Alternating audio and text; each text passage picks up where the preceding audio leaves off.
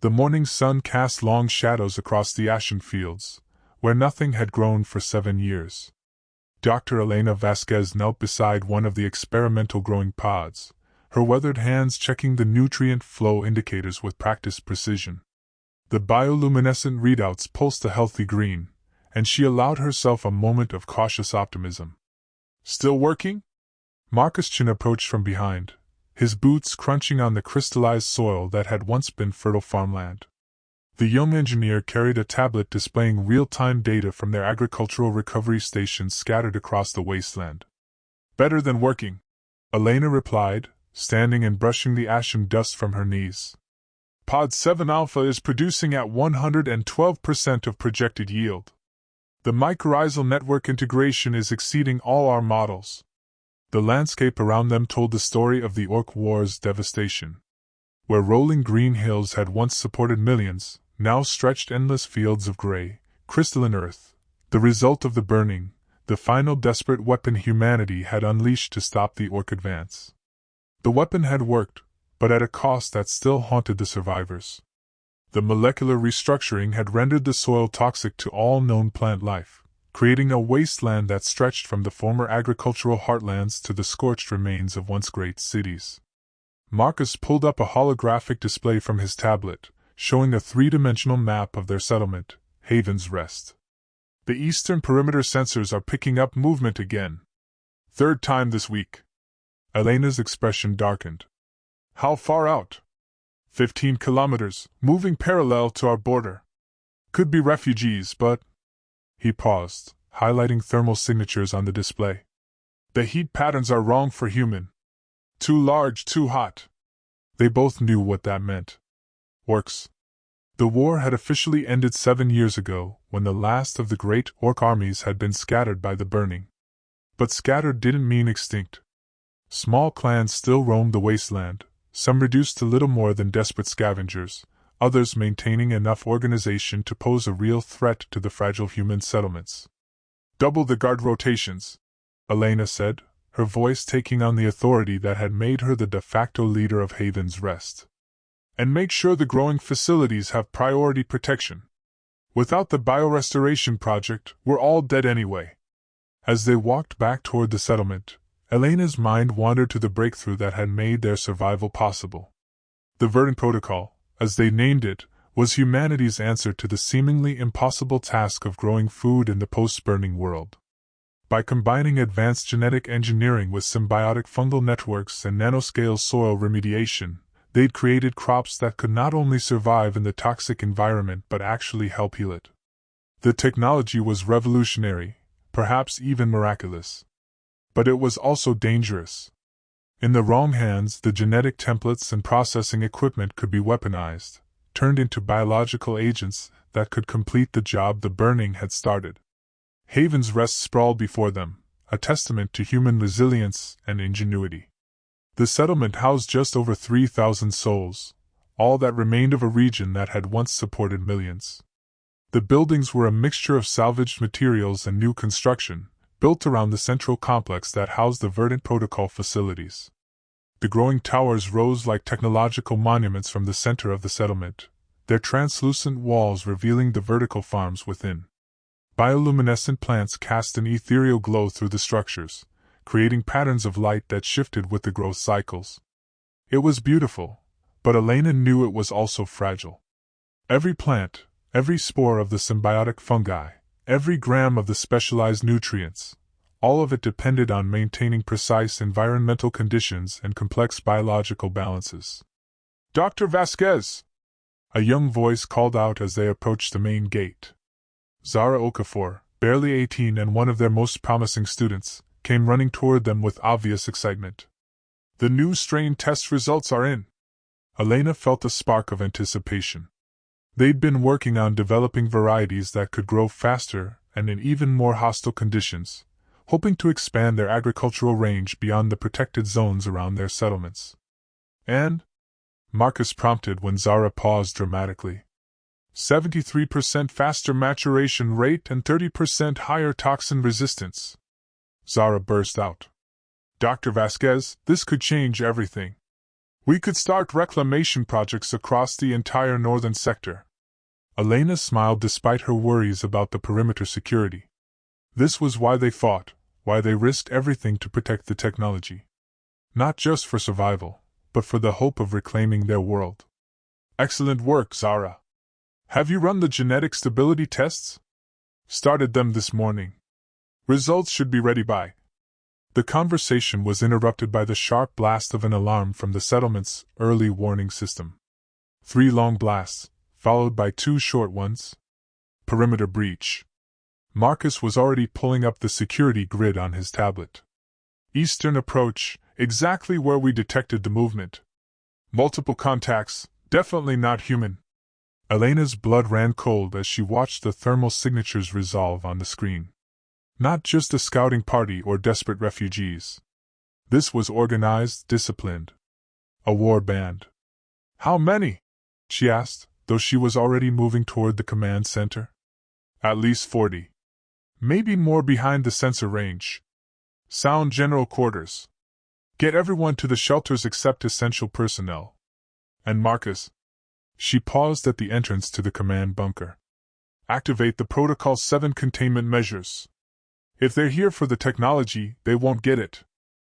Graktar Bloodfist had led the Iron Skull clan through 7 years of exile and hardship, but he had never forgotten the sight of his homeland burning. The human weapon had turned the great forests of his people into fields of glass and ash, had poisoned the sacred rivers and reduced the proud Orc nation to scattered refugees.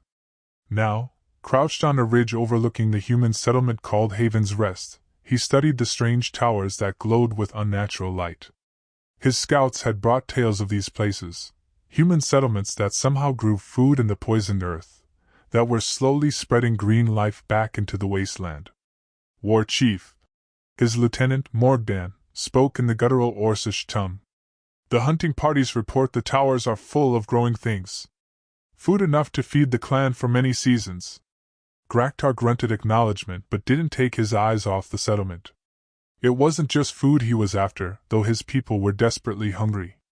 The shamans had studied the human settlements, had observed the strange rituals they performed with their glowing boxes and metal tools. There was magic here, or the human equivalent. Technology that could make life grow in the dead lands. The Iron Skull clan numbered over 200 souls, but barely half were warriors anymore. The rest were females, young, and elders, all looking to him to find a way forward, a way to reclaim what had been lost. The old ways of raiding and conquest had died with the burning of the world. But if they could capture this human magic, adapt it to serve Orc needs. The humans killed our world, he growled to the assembled warriors. Turned living earth to poison, green forests to ash. But they also hold the power to bring life back. Tonight we take that power. Beside him, the clan shaman, ancient Thurgake, clicked his tusks in disapproval. The magic of the soft skins is unnatural, War Chief. It reeks of corruption.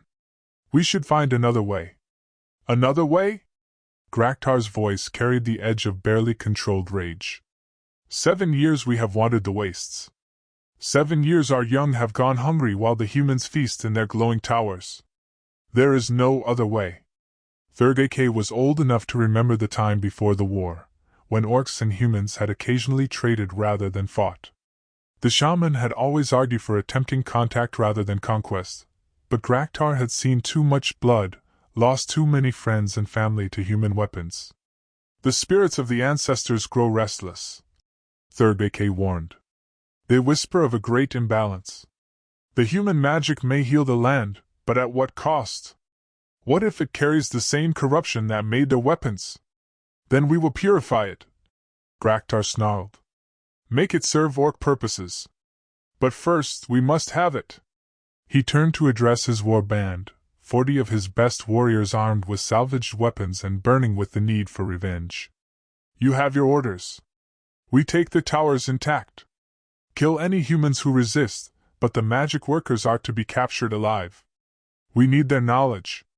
As the sun set behind the mountains, painting the ashen landscape in shades of red and orange, the Iron Skull War Band began their descent toward Haven's Rest.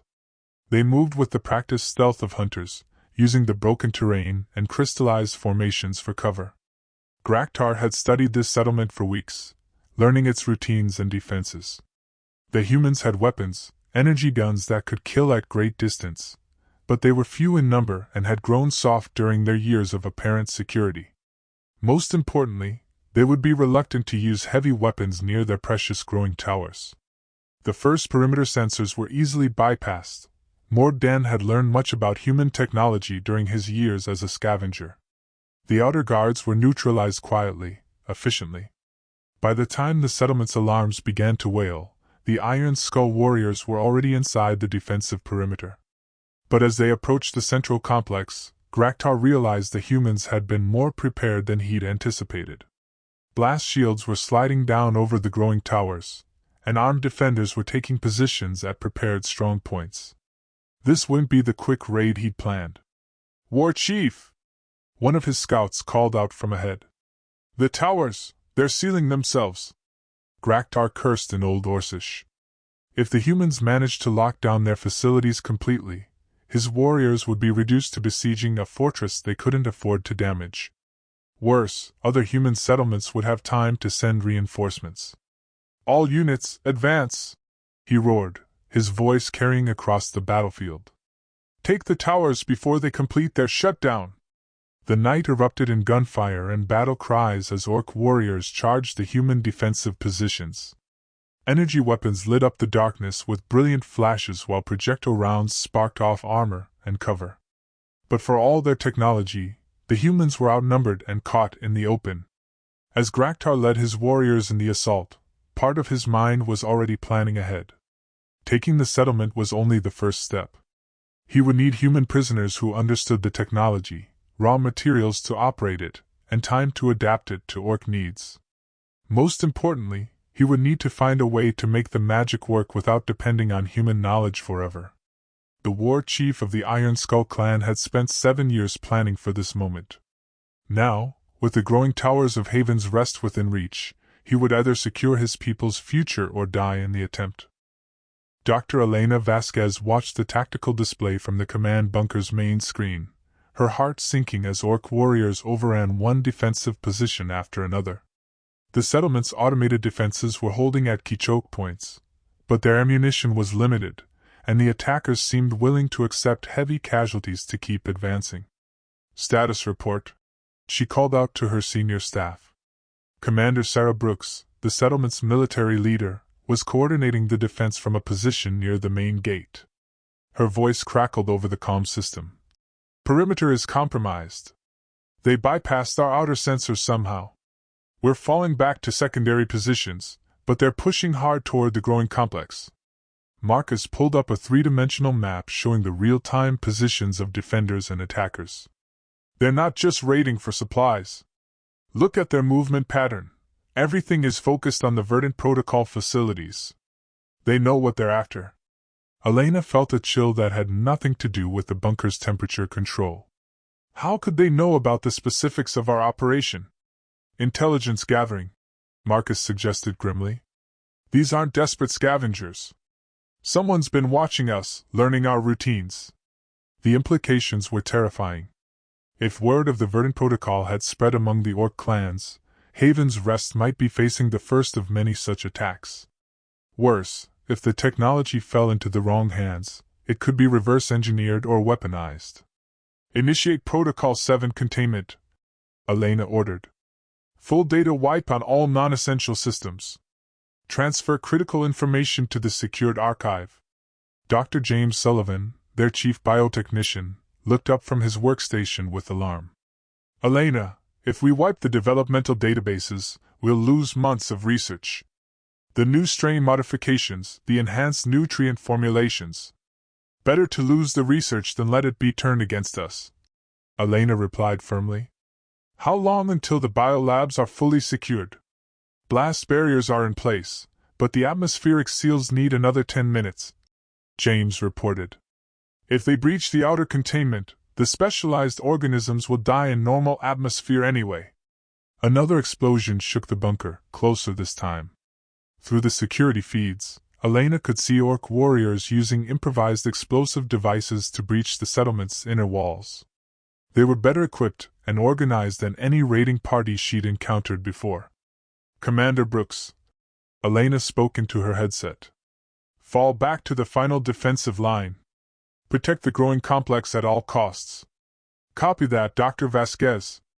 But we're running low on ammunition, and they keep coming. I don't know how long." The transmission cut off in a burst of static. Marcus was already pulling up the security feed from the main gate. The screen showed chaos, human defenders retreating under heavy fire while Orc warriors advanced through the smoke and debris. "We've lost the outer compound. They'll be at the growing towers in minutes." Elena closed her eyes for a moment, weighing impossible choices. The Verdant Protocol represented humanity's best hope for long-term survival, but it also represented a terrible risk if it fell into the wrong hands. The genetic modification techniques could be used to create biological weapons. The fungal networks could be corrupted to spread toxins instead of nutrients. Even the basic agricultural processes could be weaponized to destroy rather than restore. "Begin emergency sterilization of Lab 7, she ordered quietly. James looked at her in horror. "Elena, no. That's where we keep the master cultures. If we destroy those, we'll have to start the entire project from scratch. If they capture those cultures intact, they could replicate our work. Or worse, corrupt it." Elena's voice was steady, but her hands were shaking. "We can rebuild from the archived genetic data. We can undo the damage if this technology is turned against us." Before James could argue further, alarms began blaring throughout the complex. The distinctive pattern indicated a containment breach. Someone had forced their way into the growing towers. On the security monitors, they could see Orc warriors moving through the vertical farms with surprising care, clearly under orders not to damage the growing plants. Several figures in what appeared to be scavenged human protective gear were collecting samples from the biotanks. "They're not just looting," Marcus observed grimly. "They're conducting systematic collection. Someone has trained them in basic specimen gathering." Elena felt a cold realization settle over her. This wasn't a desperate raid by starving refugees. This was an organized operation by Orcs who understood at least the basics of what they were trying to steal. "New priority," she announced to the remaining staff. "Forget the defensive positions. Begin immediate preparation for evacuation. We implement the Dead Man's Protocol." The Dead Man's Protocol was their ultimate contingency, a complete destruction of all Verdant Protocol facilities and research, combined with evacuation of essential personnel to predetermined fallback positions. It would mean abandoning Haven's Rest and everything they'd built, but it would ensure the technology didn't fall into hostile hands. "Elena," James pleaded, "give the defenders more time. Maybe they can." "James, look at the tactical display. We're outnumbered 3-1, and they're already inside our critical facilities. We have maybe an hour before they have full control of the complex." Another explosion, much closer now. Through the reinforced walls of the command bunker, they could hear the distinctive sounds of combat, energy weapons, shouted orders in both human and Orcish languages, the crash of debris from damaged structures. Elena activated the settlement-wide emergency broadcast system. "All non-essential personnel to evacuation stations. This is not a drill. Repeat, all non-essential personnel to evacuation stations immediately." As her staff began the process of securing critical data and preparing for evacuation, Elena allowed herself one last look at the growing towers through the security feeds. The bioluminescent plants still glowed softly in their protective containers, indifferent to the battle raging around them. 7 years of work, humanity's best hope for healing the wounded world, reduced to a prize of war. But perhaps not lost entirely. The archived genetic data was already being transferred to secure off-site storage. The core principles of the Verdant Protocol existed in multiple redundant copies. Haven's Rest might fall, but the knowledge would survive to be rebuilt elsewhere. If they could manage to escape the settlement before the Orcs decided that captured humans were more valuable than dead ones. Zara Okafor crouched behind an overturned growing tank, her heart pounding as Orc voices echoed through the biolab. She clutched a sealed sample container holding some of their most advanced genetic material, organisms that had taken months to develop and could revolutionize their restoration efforts. Dr. Vasquez had trusted her to secure the critical samples while the senior staff managed the evacuation. The 18-year-old had grown up in the post-war world, but nothing had prepared her for the reality of seeing orc warriors up close. They moved through the laboratory with surprising discipline, collecting specimens under the direction of what appeared to be a shaman wearing a grotesque combination of traditional orc tribal gear and scavenged human protective equipment. "Careful with those cultures," the shaman called out in heavily accented English. "The war chief wants them intact." Zara's blood ran cold. Not only did this orc speak human language, but he understood enough about their work to know which samples were valuable. This was far worse than a simple raid. She carefully moved deeper into the lab, staying low behind the equipment. Her orders were to reach the emergency data terminal and initiate the final wipe of all research databases. But as she watched the systematic way the orcs were collecting their work, she realized something that made her stomach clench with dread. They weren't just stealing samples. They were copying data. One of the orc warriors was working at a human computer terminal, his massive fingers surprisingly deft as he operated the interface. Beside him, the shaman was directing the process, occasionally pointing at specific files or databases. "The growth acceleration protocols," the shaman was saying. "And the soil remediation formulas. The war chief will need all of it." Zara forced herself to remain calm and think. Dr. Vasquez was preparing to destroy everything to prevent it from falling into enemy hands. But what if the orcs had already copied the critical data? The destruction would accomplish nothing except ensuring that humanity couldn't restart the project elsewhere. She had to find out how much they'd taken. Moving as quietly as she could, Zara worked her way around the perimeter of the lab toward the auxiliary data station. If she could access the network logs, she might be able to determine which files had been compromised. More importantly, she might be able to introduce corrupted data into their copies, genetic sequences that would appear correct but would actually cause any attempts at replication to fail catastrophically. The plan was insanely dangerous. If the orcs caught her, she'd be captured or killed. But if they succeeded in stealing the complete Verdant Protocol, the consequences for all human settlements could be catastrophic. Zara reached the data terminal and began working as quietly as possible. The network logs showed massive data transfers ongoing for the past 20 minutes, far more comprehensive than she'd feared. They were copying everything: genetic templates, nutrient formulations, fungal cultivation protocols, even the theoretical research into advanced applications. But they were also downloading the data in real time, which meant she could still interfere with the process. Working quickly, Zara began introducing subtle errors into the genetic sequences being transferred. Not obvious corruptions that would be immediately detected, but careful modifications that would cause any cloned organisms to be unstable or non-viable. She also began uploading falsified research data, plausible-looking but ultimately useless formulations that would lead any replication efforts down dead ends. "Hey!" An orc warrior had spotted her at the terminal. He shouted something in their language while raising a salvaged energy rifle. Zara dove to one side as the weapon discharged, the energy blast scorching the wall behind where she'd been crouching. She rolled behind a bank of processing equipment and kept moving, trying to reach the emergency exit while the alarm of her presence brought more orcs running. But her sabotage had been successful. The corrupted data was already integrated into their downloads, and the subtle errors she'd introduced would ensure that any attempts to replicate the Verdant Protocol from stolen information would fail. It might take the orcs weeks or months to realize the data was corrupted, buying humanity precious time to relocate and restart their work. "There! The human whelp!"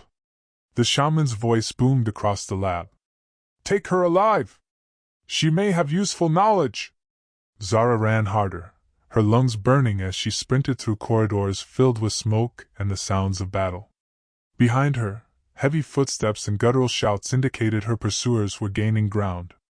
She reached the emergency exit just as an explosion somewhere in the complex shook the entire building. The evacuation alarm was still wailing, and through the reinforced windows she could see the growing towers beginning to shut down their life support systems as the dead man's protocol took effect. But as Zara burst through the exit into the settlement's main courtyard, she found herself face to face with a massive orc warrior wearing elaborate armor and carrying a weapon that looked like it had been crafted from human and orc technology combined. "Going somewhere, little human?" Graktar Bloodfist asked in perfect English, his tusked grin revealing teeth like yellow daggers. Zara clutched the sample container tighter and tried to think of anything she could say or do that might save her life. The war chief of the Iron Skull clan studied her with intelligent, calculating eyes that seemed to see right through her terror to the determination beneath. "You're one of their magic workers," he observed. "Good. We have much to discuss." As orc warriors surrounded her, Zara realized that her successful sabotage might have come at the cost of her freedom. But perhaps, if she was clever and brave enough, being captured might give her opportunities that escape could not. After all, someone would need to be close to the orcs when they discovered their stolen data was corrupted. And Zara Okafor had not survived 18 years in the post-war world by giving up easily. Third AK studied the strange human technology with growing unease. The samples they had collected from the glowing towers pulsed with an unnatural life that made his shamanic senses recoil. Something was fundamentally wrong with this magic, something that went against the natural order his people had always respected. In the temporary camp established 5 kilometers from the captured settlement, the Iron Skull clan was celebrating their victory. Warriors shared stories of the battle while females and young examined the spoils, strange foods that grew without soil, glowing crystals that produced light without fire, and tools that seemed to work by thought alone. But Thurg AK felt no joy as he examined the genetic material they had stolen. His spirit sight, a gift that had guided the clan through 7 years of exile, showed him patterns within the human magic that filled him with dread. "War Chief," he called to Graktar, who was interrogating the captured human female. "We must speak privately." Graktar looked up from where he'd been questioning the young scientist about the operation of her people's growing systems. The human, Zara, she called herself, had been surprisingly forthcoming with information, almost eager to explain how their biorestoration technology worked. Perhaps too eager. "What troubles you, old friend?" Graktar asked as they moved away from the main camp. "The magic is corrupted," Thurg AK said bluntly. "I have examined the samples with the spirit sight, and they carry a taint that goes to their very essence. This technology does not simply heal the poisoned earth, it replaces it with something else entirely." Graktar's expression darkened. "Explain." The elderly shaman held up one of the sample containers, its contents glowing with a soft blue radiance. "Look with more than your eyes, War Chief.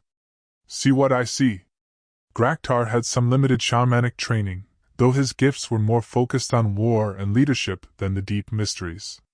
But when he opened his spiritual perception, he could indeed sense something disturbing about the samples. The life within them felt artificial, disconnected from the natural cycles that governed all true living things. "What are you saying?" he asked quietly. "I am saying that the humans have not learned to heal what their weapons broke. They have learned to replace it with something that mimics life but is not truly alive. And I fear what will happen if we try to use this magic without understanding its true nature." Thurg AK had spent decades studying the old ways, the shamanic traditions that taught orcs to live in harmony with the natural world. The human technology violated every principle he understood about the balance between life and death, growth and decay, creation and destruction. "But it works," Graktar protested. "You've seen the reports from the scouts. Their settlements are green islands in the wasteland. They have food while we starve. Yes, it works. But at what cost?" Thurg AK gestured toward the distant settlement, where the growing towers still glowed softly in the darkness. "Have you noticed that their magic only functions within their carefully controlled environments? That nothing they grow can survive in the natural world?" Graktar hadn't noticed, but now that the shaman mentioned it, the observation was troubling. Every human settlement they'd scouted was surrounded by the same crystalline wasteland as everywhere else. The green life existed only within their artificial towers. "What are you suggesting?" I am suggesting that we have captured a poison disguised as medicine, Thurgake said gravely, and that the human female may be more dangerous than she appears. As if summoned by their conversation, Zara Okafor approached them from the direction of the main camp. She moved with the confidence of someone who believed herself valuable enough to be kept alive, but Thurgake noticed she also moved with the subtle awareness of someone constantly calculating escape routes. War Chief, she said respectfully, I've been thinking about our earlier conversation, about adapting our biorestoration techniques for orc physiology. And? Graktar asked, though his tone was more guarded than it had been earlier. The genetic modifications required would be extensive. Orc cellular structure is significantly different from human, higher metabolic rate, different protein synthesis, enhanced healing factors. But it's definitely possible. Zara's enthusiasm seemed genuine, but something in her manner set Thurgake's teeth on edge. You seem very willing to help your captors, the shaman observed carefully. Zara met his gaze directly. My people are dead or scattered. Haven's rest is destroyed. But the knowledge, the principles of biorestoration, that could survive if it's adapted properly. Isn't it better for the technology to be used than for it to be lost forever? It was a reasonable argument, but Thurgake had lived too long and seen too much to trust reasonable arguments from enemies. And despite her apparent cooperation, this human was definitely an enemy. She might be a useful enemy, but she was still an enemy. Show me, he said suddenly. I'm sorry? You claim our physiology is different. Show me. Demonstrate your knowledge by explaining the differences you observe. Zara hesitated for just a moment, so briefly that anyone without shamanic perception might have missed it. But Thurgake caught the hesitation and understood its meaning. She was calculating how much to reveal, how much knowledge would keep her valuable versus how much might be dangerous to share. Well, she began. Orc cellular regeneration is obviously accelerated compared to humans. Probably linked to higher concentrations of growth hormones and enhanced mitochondrial activity. That's why your people heal faster from injuries, but also why you need more calories to sustain basic metabolic functions. It was accurate information, demonstrating real knowledge of orc physiology. But it was also the kind of information that could be learned from observation and medical texts rather than hands-on research. And the implications for biorestoration technology? Graktar asked. Significant, Zara replied, warming to the subject. The standard genetic modifications will need to be adjusted for increased metabolic rates. The fungal symbiosis will need to be calibrated for different soil chemistry requirements. And the nutrient cycling would need to be accelerated to match orc nutritional needs. Again, plausible and detailed. But Thurgake noticed that she was describing what would need to be done without offering specific information about how to do it. She was being helpful enough to maintain her value as a prisoner while revealing nothing that would actually allow them to implement the technology independently. War Chief, Thurgake said quietly, perhaps we should continue this discussion in private. As they walked away from Zara, Graktar looked puzzled. She seems genuinely knowledgeable. And willing to help. Too willing, Thurgake replied. And I noticed something else.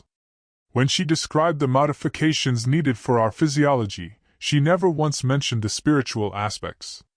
What do you mean? Human magic workers think only in terms of the physical, chemicals and genetic patterns and mechanical processes. But true healing must also address the spiritual essence of life. If she truly understood biorestoration, she would know that any successful adaptation would need to harmonize with Orc's spiritual nature as well as Orc biology. Graktar was beginning to understand the shaman's concerns. You think she's deliberately withholding information? I think she's telling us exactly what we want to hear while ensuring that anything we attempt will fail catastrophically. Thurgake glanced back toward where Zara waited near the camp. And I think the sooner we determine what she's really planning, the better our chances of survival. Dr. Elena Vasquez crouched in the ruins of what had once been a grain processing facility, studying satellite imagery of the Iron Skull camp through a portable viewer. 3 days had passed since the fall of Haven's Rest, and the survivors of the settlement were scattered across a dozen emergency shelters hidden throughout the wasteland. But Elena wasn't interested in hiding. While most of her people focused on evacuation and regrouping, she was planning something considerably more aggressive. The camp layout suggests they're planning to stay put for several weeks, reported Commander Brooks, who had managed to escape the settlement during the final chaos. Long enough to try reverse engineering our technology.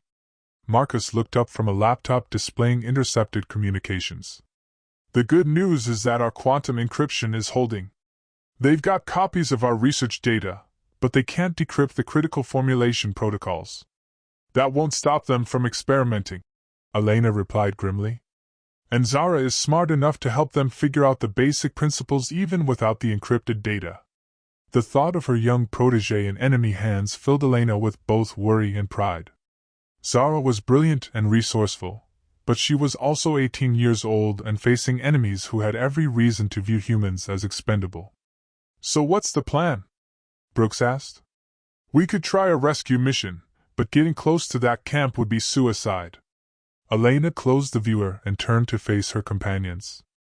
Around them, the remains of the processing facility provided adequate shelter but stark reminders of how much had been lost in the war. Twisted metal and shattered concrete told the story of industrial capacity that might never be rebuilt. We're not going to rescue Zara, Elena said quietly. We're going to give her the tools to rescue herself. Marcus looked confused. How? We have no way to communicate with her. Actually, we do.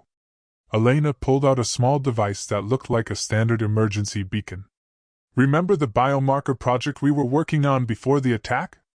The symbiotic organisms designed to survive in the wasteland environment? The tracking spores, Brooks realized. But we never finished field testing them. No, but we proved the basic concept. Microscopic organisms that can survive in hostile environments, navigate to specific biological signatures, and deliver payloads to targeted individuals. Elena's smile was grim. I think it's time for an unconventional weapons test. The biomarker project had been one of their more experimental research tracks, an attempt to create biological courier systems that could operate in the post-war environment.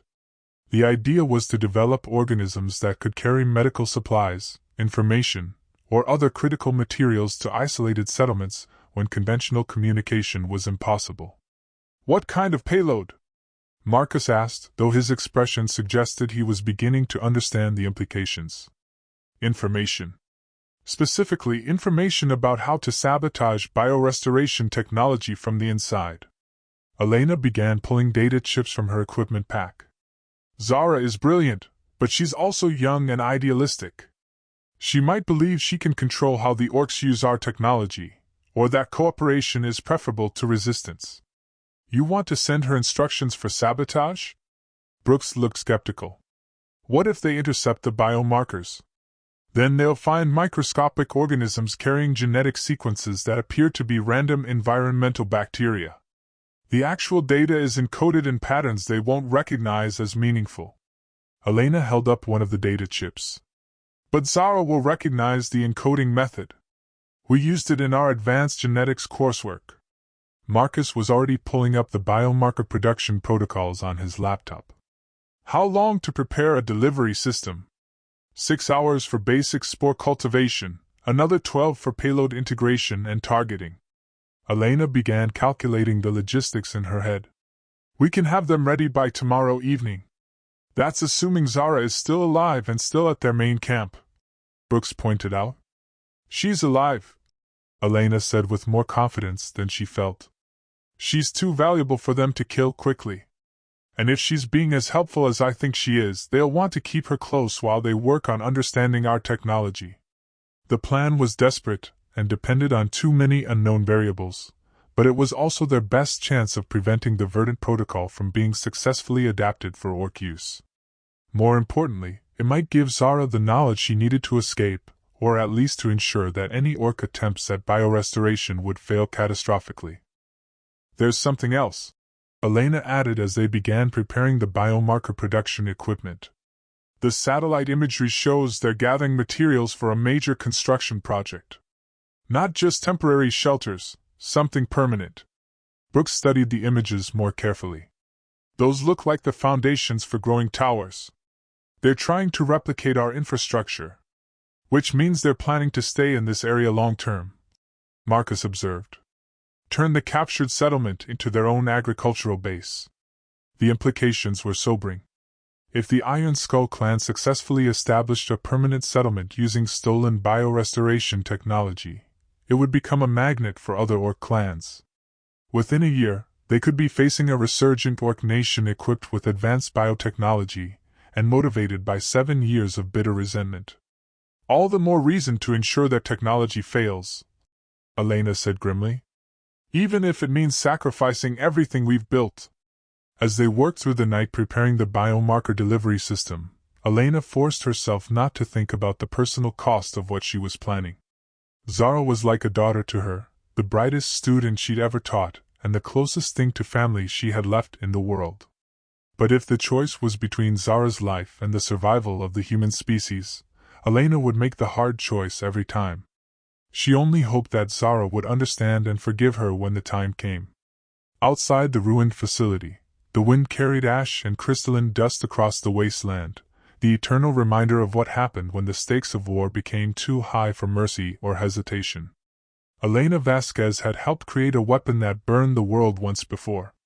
Now she was preparing to create another weapon, one that might burn away humanity's best hope for healing what had been broken.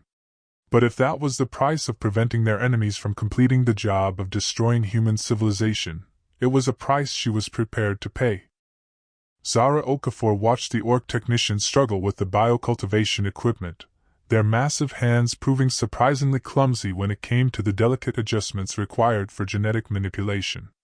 She had been helping them for 4 days now, providing just enough genuine assistance to maintain her value while carefully sabotaging their efforts whenever possible. The nutrient flow is still unstable, reported Morgdan, the war chief's lieutenant who had been assigned to oversee the technology transfer project. He gestured frustratedly at a bank of growing tanks where several attempts at cultivating their stolen samples had ended in failure. The pH balance is critical, Zara explained patiently, making a show of adjusting the controls while actually introducing another subtle error into the system. Human physiology requires very specific conditions. For Orc adaptation, we'll need to recalibrate everything from scratch. It was the 4th such recalibration she'd supervised, and each one had resulted in another crop failure. The Orcs were beginning to grow suspicious, but they were also desperate enough to keep trying. Their food stores were running low, and the regular growing season in the wasteland had failed again. Graktar approached from the direction of the main camp, his expression darker than usual. The war chief had been spending increasing amounts of time in conference with the clan's shaman, and Zara had noticed that their conversations often involved pointed looks in her direction. Human, Graktar said, using the word like a mild insult. The shaman wishes to speak with you. Zara felt a chill of apprehension. Thurgak was the one member of the clan she couldn't read, couldn't predict. The elderly Orc seemed to see through her careful deceptions in ways that made her deeply uncomfortable. She followed Graktar to a section of the camp that had been set aside for the shaman's rituals and consultations. Thurgak sat cross-legged before a small fire, studying patterns in the smoke with an intensity that suggested he was seeing more than just burning wood. Sit, the shaman commanded without looking at her. Zara lowered herself to the ground across from the fire, trying to project calm confidence while her mind raced through possible explanations for this summons. Had they discovered her sabotage? Found some way to detect the corrupted data she'd introduced into their stolen files? You have been very helpful, Thurgak said conversationally. Teaching our warriors to operate your people's magic, explaining the principles of your biorestoration arts. Almost too helpful for a prisoner. I believe in the principles behind the technology, Zara replied carefully. Biorestoration could heal the damage done by the war.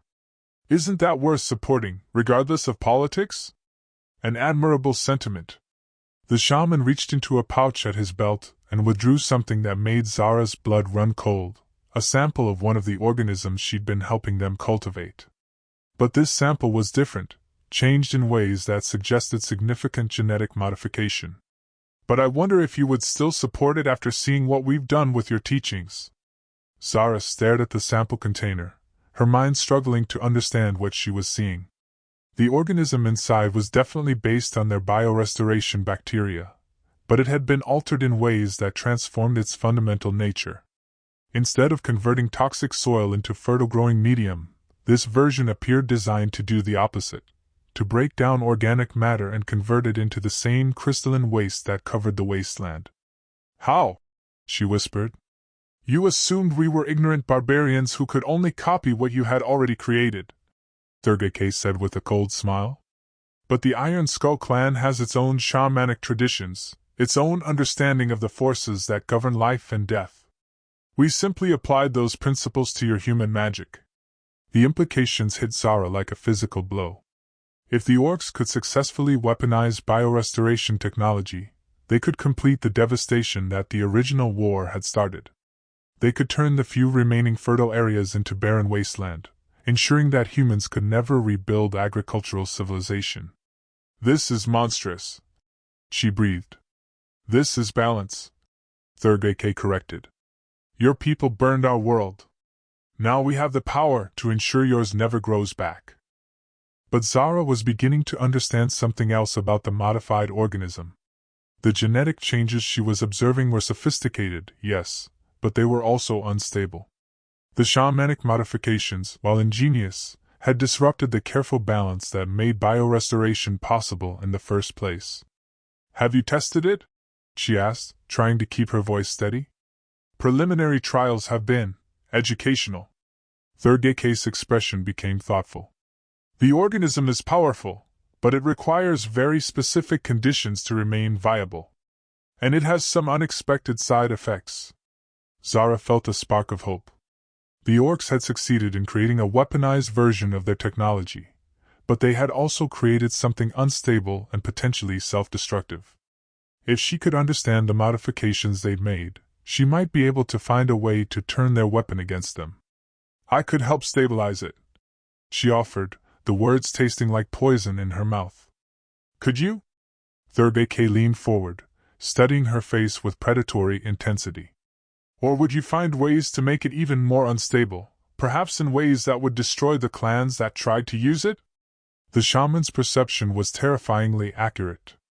Zara had indeed been planning exactly that approach, offered to help improve their weapon while actually sabotaging it from within. But Thurgeke had seen through her intentions before she'd even fully formed them. I think, the shaman continued, that it is time for a more direct test of your loyalties. He gestured to a pair of Orc warriors who had been standing guard outside the ritual area. They approached carrying a human prisoner, a man Zara recognized as Dr. James Sullivan, the biotechnician who had been captured during the evacuation of Haven's Rest. Your colleague has been less cooperative than you, Thurgeke explained as the warriors forced James to his knees beside the fire. He refuses to provide information about your people's technology. But perhaps he will be more talkative after a demonstration of what happens to those who oppose the Iron Skull clan. The shaman held up a small applicator containing a sample of the weaponized organism. A single drop on exposed skin. The infection spreads slowly but inevitably, converting healthy tissue into crystalline waste.